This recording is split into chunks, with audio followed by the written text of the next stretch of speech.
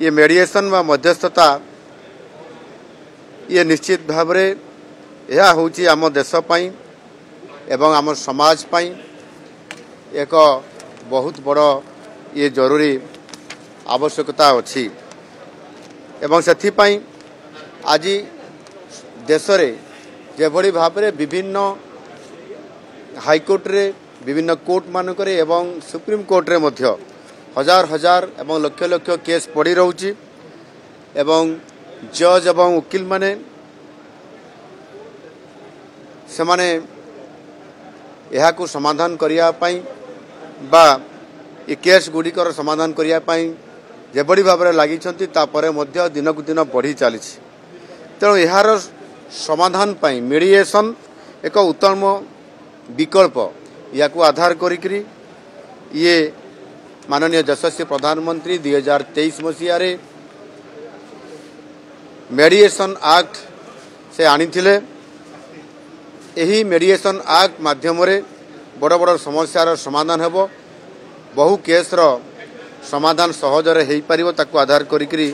ये प्रकार बहुत गुरुत्व आरोप करा जायछि एवं सेथिपाई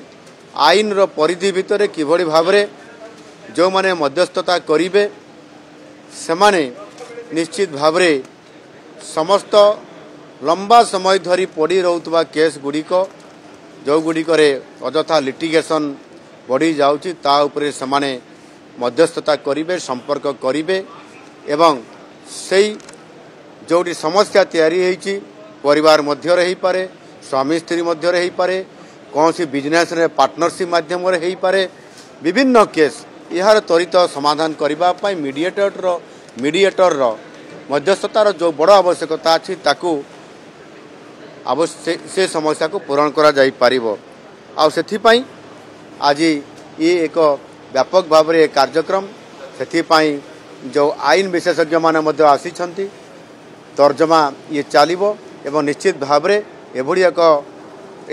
मध्यस्थतार भूमिका जहाँ आम जदि देखा अतीत मध्य से रामायण रे कहतु महाभारत रे कहतु जेमिति रामायण रे जेतेबेले राम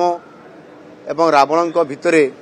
युद्ध हबार आशंका थिला से समय निजे भगवान श्रीराम मध्यस्थता हिसाब रे अंगदम को पठेइथिले एवं महाभारत रे मध्य जेमिति आमर निजे